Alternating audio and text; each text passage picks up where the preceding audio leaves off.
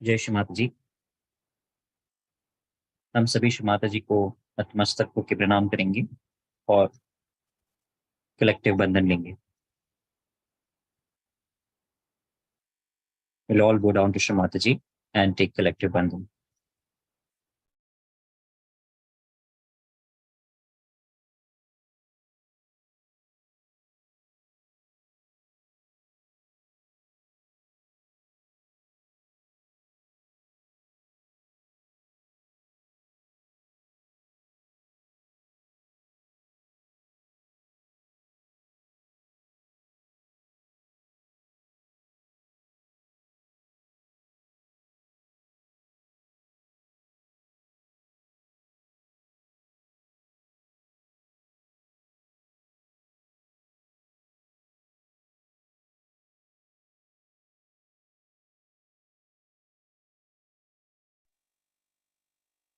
तीन महामंत्र और श्री गणेश मंत्र।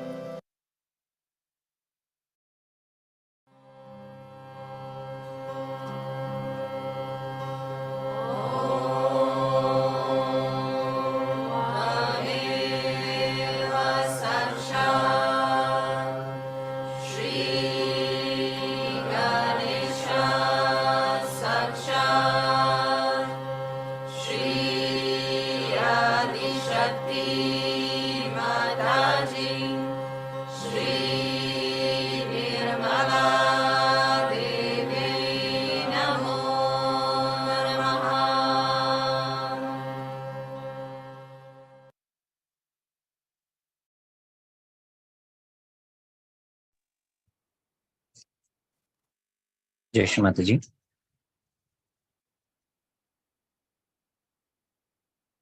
हम सभी श्री माता जी से प्रार्थना करेंगे, परम पूज्य श्री माता जी, कृपा करके आज का ये सामूहिक ध्यान आप अपनी इच्छा अनुसार हमसे करवा के लीजिए।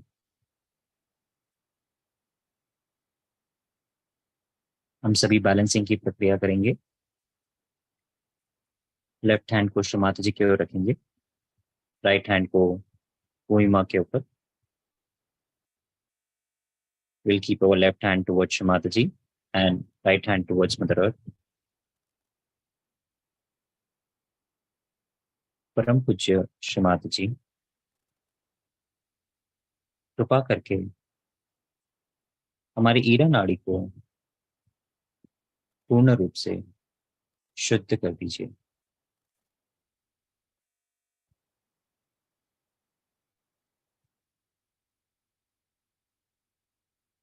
Shri Mata ji, please clarify our left channel.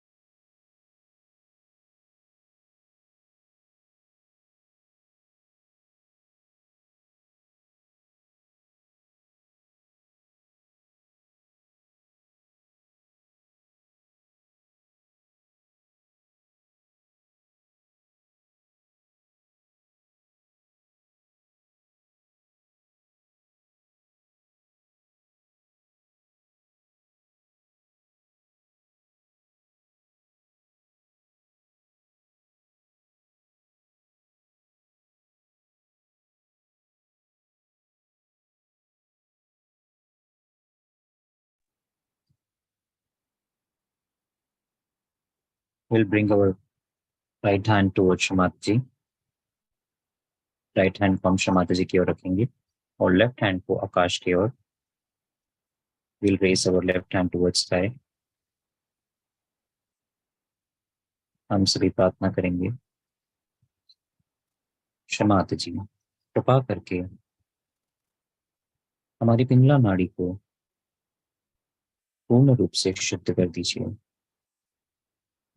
Mother, please cleanse our right channel.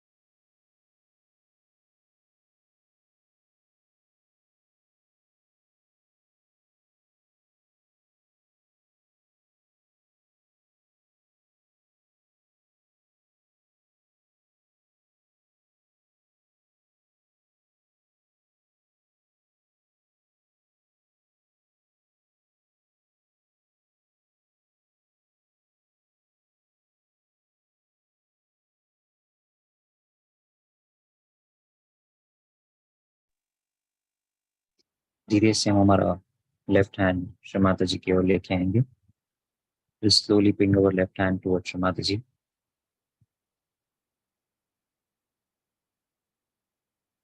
हम प्रार्थना करेंगे, परम पूज्य श्री माता जी, कृपा करके हमें पूर्ण संतुलन प्रदान कीजिए। Mother, please bring us in the state of complete balance.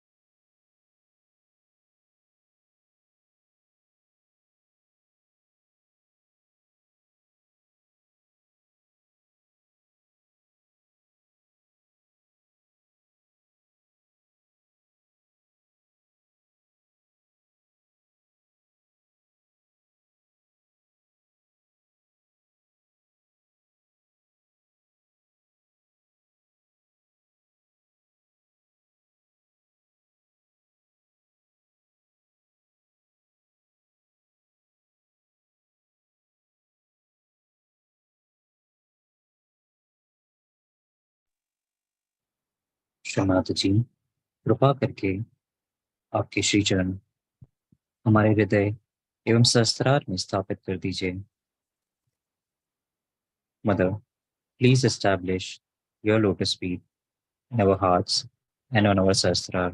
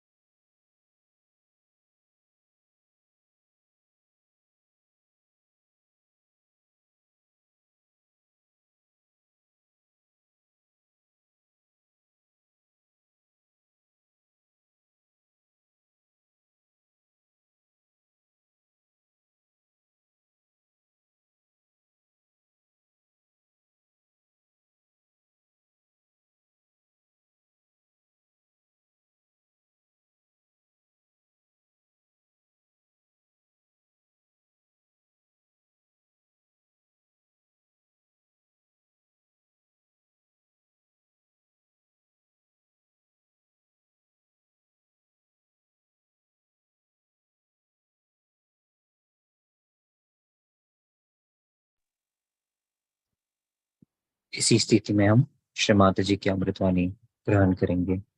We'll now listen to Shri Mataji's speech.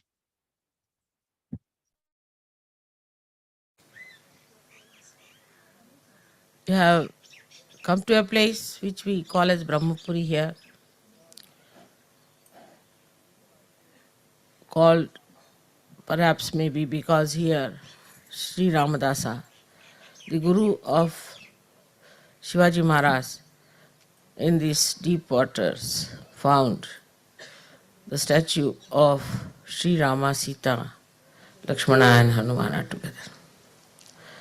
Then they were carried from here and put in a temple called Chaphar, the place where I saw that also. And there we have Hanumanas. किती केले त्यांनी 18 की 11? 11. 11 Hanumanas came out of the Mother Earth to say that he was the incarnation of Hanumana. Also at Chapar there was a Hanuman like that. And then people wanted to build a temple. A very rich man from Bombay, Mafatlal and company. They wanted to turn the face of Hanumana according to the architect's idea. So they went on digging, went about, they say so 1,000 feet. I don't know. It must be a big effort. But they could not find the end of that stone. It was just going on and on and on, and they didn't understand how it is so long as that, and it has just exactly the size of the statue of Sri Hanumana has come out.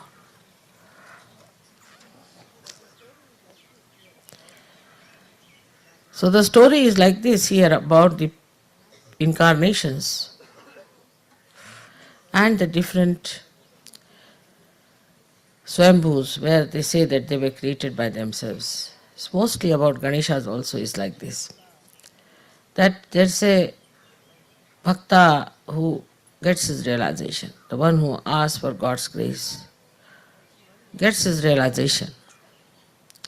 Like in Vani also, as you have been there, I told you the story, how he was cursed to die, this little boy, because Mahadeva said that I'll give you a son, but he will have to die at the age of 8 years. As a result of that, they were all very much worried when he became of that age. I think it was 15 years or something. Mahadeva was generous, I must say. And because he was so precious that he said it's better not to leave him on this earth because he'll be tortured by people. All saints are always tortured and troubled because they think they are mad or something like that. But at that age he was reaching, everybody was so much worried. So much worried, राहू दे आता सध्या बोलता नको त्यांचं सगळ्यांचं लक्ष इकडे होतं. They were all so much worried about him that he could see that worry writ large on their faces. The parents especially asked, what's the problem? So they told him that this is the problem, that your life is very short. He said, all right, above Mahadeva or above any other gods is the Adishakti. So I am going to do the bhakti of Adishakti. And he did the bhakti of Adishakti and she appeared before him. This is the story everywhere, that they appeared before them. Then he said that you should stay here forever. So she formed herself into a stone structure and she stationed herself there. Like that, all these Swambhus have come out. Also we have some miraculous things about Christ and his mother, that they found a statue of Mother Mary and Christ in one of the shores of Bombay city and called as Worli. The fishermen found it in their net. Like Ramadasa, when he jumped inside this, he found it in the river in the same way. So these people, all of them, they decided that let us take this murti and do something about it. So they all went to a priest, a Christian priest. He said, first you must get converted. That was the first condition. They agreed. Simple people. And then I'll build a temple out of it. Now that temple is there, and you'll be surprised. The statue is made in Italy. The face is all Italian. Christ is also Italian. So beautifully made. And that place is, for Hindus, there's one thing great about them is that they do not have this bondage of a formal or organized religion. So to them, that's a temple in any case. That's Mother Mary's temple, so what? That's Mother's temple. Even once upon a time, Europeans were that simple, I must say. Because when Vasco da Gama came to Goa, he went and saw Shanta Durga's temple, went back and told his king that they are all Christians. He said, how? Because they worship the mother. That time there was no Protestant religion. So he said they worship the mother, so they are Christians and they are not Muslims. He said, all right, if they are Christians, it's all right, don't trouble them. So this was the situation in every case when people understood each other. But this so-called Hindu religion doesn't exist. It is a faith in God where people believe that they incarnated, they lived here, and that they were Indians. And at the most, we can say that this Hindu word has come from Alexander when he crossed India. He couldn't say Sindhu for the river Indus. Even English called it Indus. English also couldn't pronounce our names properly. So they changed our names quite a lot. Like Bombay, is Mumbai. But I was surprised the Portuguese call it Mumbai. They don't call it Bombay. It's very surprising. They call it Mumbai. So English changed most of the name the way they liked it. And that's why the name are different. But actually, uh, the people over here thought that Hindu word has come to us from long time back, and it was a mistake because Alexander only made a mistake calling Sindhu and then English calling it Indus as Hindu. So that's how they call it Hindustan. You see, the uh, Persians who came here or the Mughals who came here, they call it Hindustan. Like that. You see, but the Sthana word itself is Sanskrit. But the name of this country was Bharat, according to the Vedas. That was the name of this one. Or earlier than was called Aryavrat, means Aryans, the country of Aryans. So the names have been changing till it reached a stage where it was called as Hindustan, and that's why Shivaji also called his kingdom as Hindu Patapadashai, means where the Hindu is the principle of this country, Maharashtra. But he was a realized soul, so he respected every religion, he respected even Christians, he respected very much, and he respected also Muslims and Muslim women. But he did not like the way Muslims were ruling us. So he fought them. And now it has taken a shape where people think that Shivaji is in their pockets and they can use him the way they like. And that's how they have started this new type of a cult, I should say, which is called as Hinduism. So in this cult, what has happened, the Brahmins have taken over and they teach people just like any other religion, as you have got Catholicism, or you can say as you have got Muslims and other people, these priests have taken over and they have made people indulge into all kinds of ritualism which has nothing to do with God, as it is in everywhere. So, like in Christian religion, I was surprised that people thought that Christ has allowed people to drink uh, wine and alcohol. Actually, Moses has strongly opposed it. And then why should he say that you can have alcohol or wine? The reason was that he went to a wedding and where he had to supply some wine to people. Actually, in those days, there was no alcohol available at all. People never thought of alcohol. It started much later, in a way that they had some sort of a, uh, I don't know what you call in English language, kusambi, some sort of a rotten stuff, which was thrown at his face when he asked for water when he was crucified. And that's what is alcohol. So he denied it. It's a proof of it that he denied it. It was just to insult him because he was against the alcohol, a kind of a rotten, not vinegar, it was a rotten fruit juice. Must be alcohol. It's a very rotten fruit juice they threw at him. But the first thing is that one must know that he converted water into wine, means in Marathi language is called as draksharas. Means I have read in Bible in Marathi language, was translated originally from Hebrew, not through English and then French and then Marathi, but directly it was translated by a very well-known literate lady called, as very enlightened one, is Ramabai. And she translated it and she has given the right names to everything.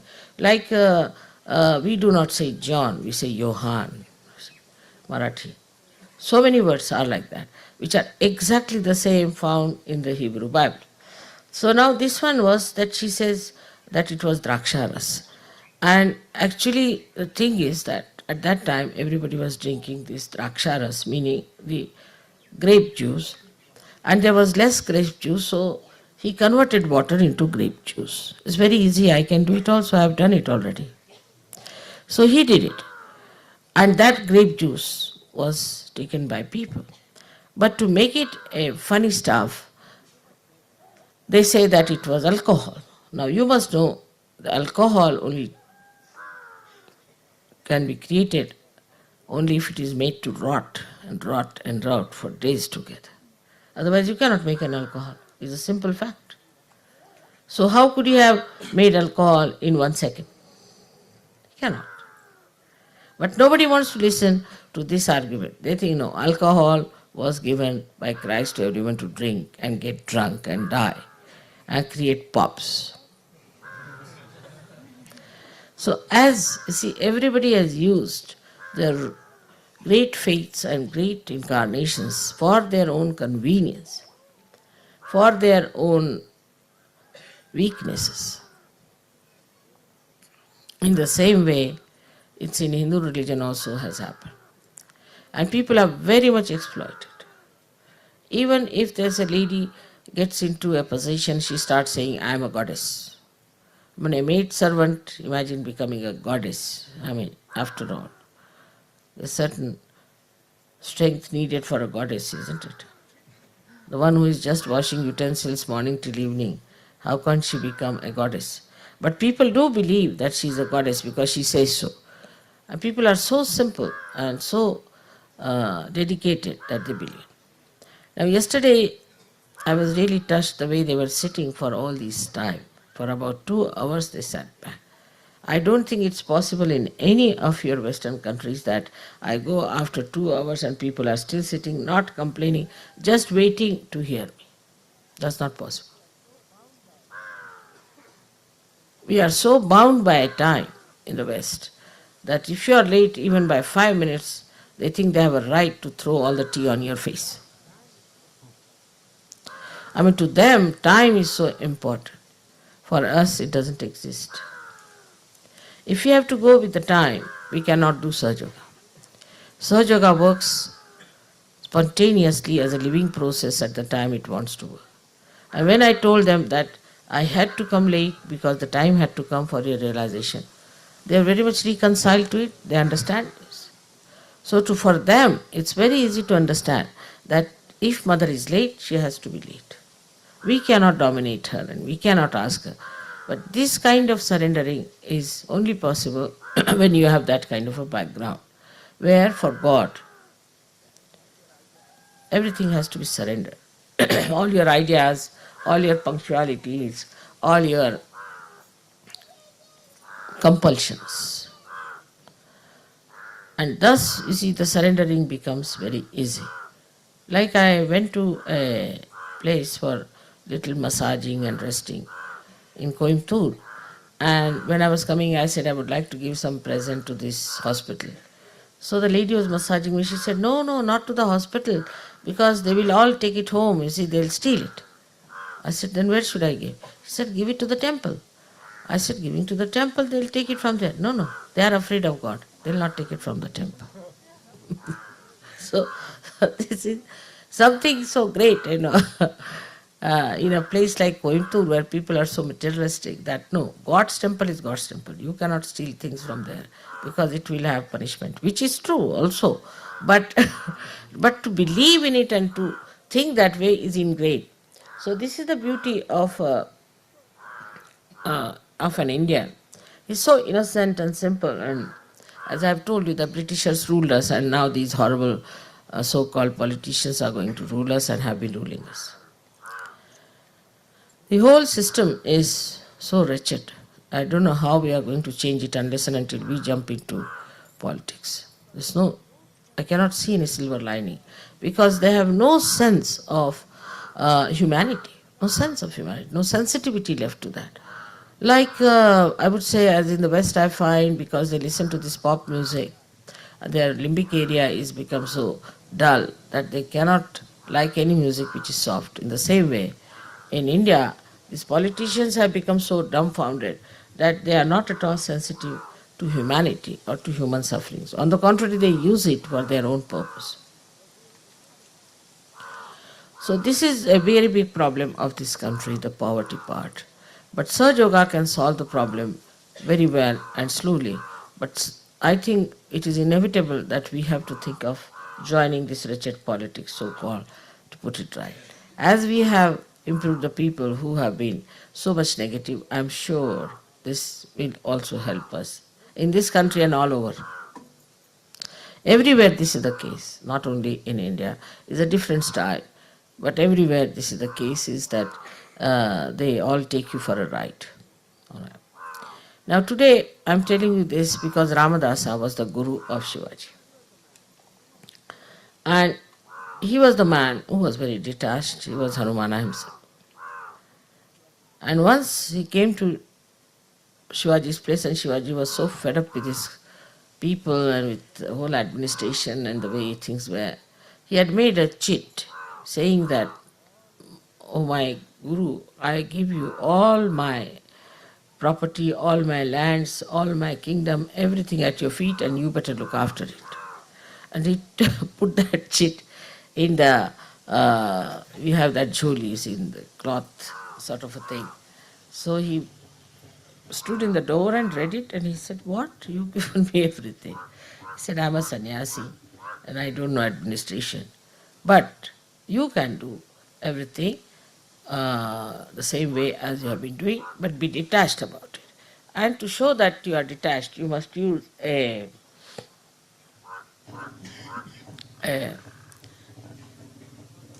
waist under dhoti stuff, we call it. In a triangular manner it is made. You see that thing with the saffron color showing that you are detached and you are a sannyasi. That's how this flag came into being. So the entry of the politics has been in this country, entry into politics by sakshatkari people or by incarnation has been there. Most of the incarnations have been kings. Like we have got Buddha, he was a king. Mahavira was a prince, both were prince. Then we have got Rama, who was a king. Then we have got Sri Krishna, who became a king. So the Aishwarya, the kingness has to be there. Has to be a royal family. Has to be incarnation should be from a royal family. In India, that is the concept. But for Christ, we can say that he took birth in a very humble, simple way because he was Sri Ganesha. And Sri Ganesha was born in the same manner as Christ was born. So his style was very different because he was Sri Ganesha, he was holiness, he was auspiciousness, but he was Chaitanya. And Chaitanya can be born anywhere. But an incarnation who is otherwise in the Madhyamarga, in the central path, has to be on the Mahalakshmi line, has to be.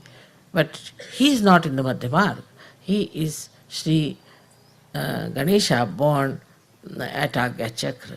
So he need not have been, but he lived like a king. He is king of kings. So that sort of a thing he was.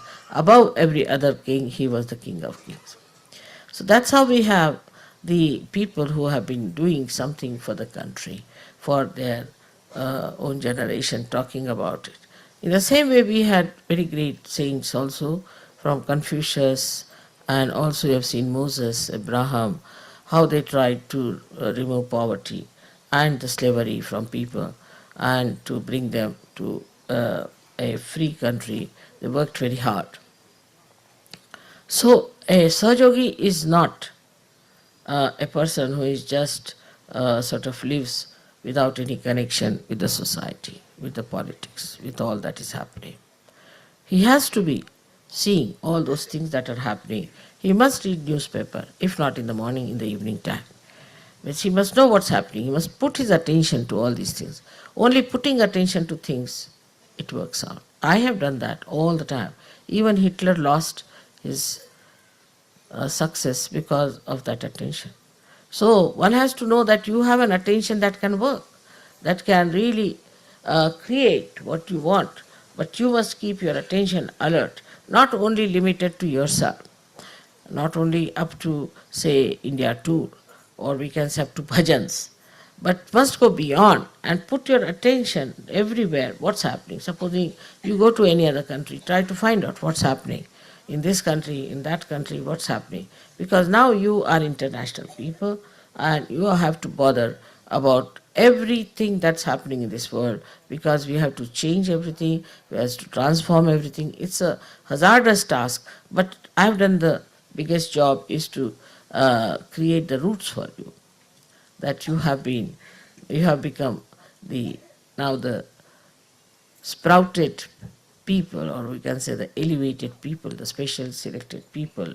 And now you cannot live like other ordinary stupid people. You have to be alert, you have to understand your responsibility. And every Sahajogi in in this tour has to take a vow that I have to be responsible for Sahaja. Something is also with marriages I have seen, that people once they get married they get lost. Something so stupid it is, very, very stupid. You are specially selected people and you have to work for Sahaja Yoga and you have to work for what you have got it. And those who do not take the responsibility of Sahaja Yoga are really lacking in self-respect and understanding of Sahaja Yoga. You all have to work wholeheartedly for Sahaja Yoga and be happy about it, that you have a chance, that you are fortunate enough, that you have a chance to do so much, that you have powers to do it. If as Christ has said, you do not light a lamp under a table, in the same way, I didn't light you under a table. So you all should mature, grow up, and see for yourself what you can do for any place, what improvements you can make, how far you can go, take a responsibility. Yesterday you will be surprised. A man came up to ask me a question, what should we do to spread such? Please give us ways and methods by which we can approach such. It's very surprising. Of course, I'm going to give them a big agenda for that, no doubt. I have so many ideas in my head. But you have to also think about what you can do in your own country, how to develop Sahaja Yoga in people, and how to put your attention to different problems that are in and to solve the problems. Because as I am a desireless person, it doesn't work. You have to desire for something that you want and genuinely desire for the genuine good of the people, for the hita of the people, and not for your personal thing. So you have to get out of your personal idea, your personal views, and your personal chakras. Is this is wrong with my chakra, that is wrong with another chakra. Doesn't matter. Once you make this body run for Sahaja Yoga, everything gets solved. What's the use of curing or helping somebody's chakra when he's no good for Sahaja Yoga? Divine doesn't help such useless people. Divine has common sense. So this is what is very important for all of us, to take the responsibility of Sahaja Yoga in your own country and to pay attention to all countries wherever there is a problem. I mean, I'm doing this very much, and you can see that those people who boast so much and who are so dishonest and who are trying to be very dominating suddenly go down, like Idi Amin. Then you've got this Marcos, so many people. But you also should pay attention. I read about 8 newspapers every day, and I see to it that I pay attention to all the proper places where it is needed. I wish I could be just like without any problems before me. But my incarnation is so many folded that I have not only to give you realization, but also to give you responsibility that you have to do the job of transforming this world into a new world. And they asked me a question: Mother, do you think this will work out? That the golden age is coming? I said, I'm sure. In my lifetime, it has to work.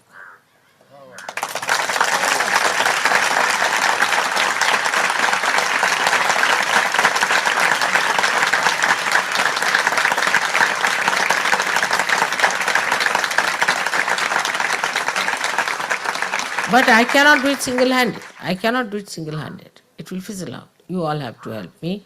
You have to work it out. Then only I can do it.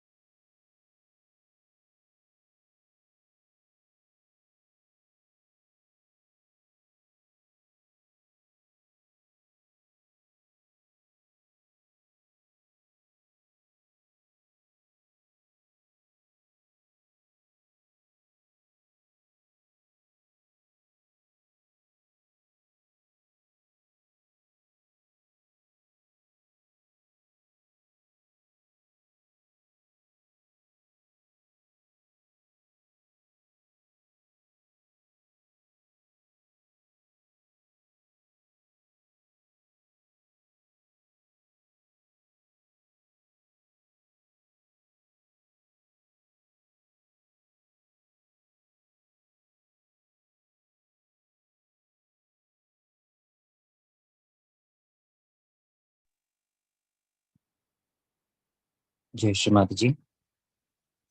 हम सभी श्री माता जी का धन्यवाद करेंगे। परम पूज्य श्री माता जी, आज के इस सुंदर चैतन्य के लिए हम आपका कोटि कोटि धन्यवाद करते हैं। Thank you Shri Mata ji for showering the beautiful Param Chaitanya on all of us. हम सभी श्री माता जी को प्रणाम करके कलेक्टिव बंधन लेंगे। We'll all bow down to Shri Mata ji and take collective बंधन। जय श्री माता जी।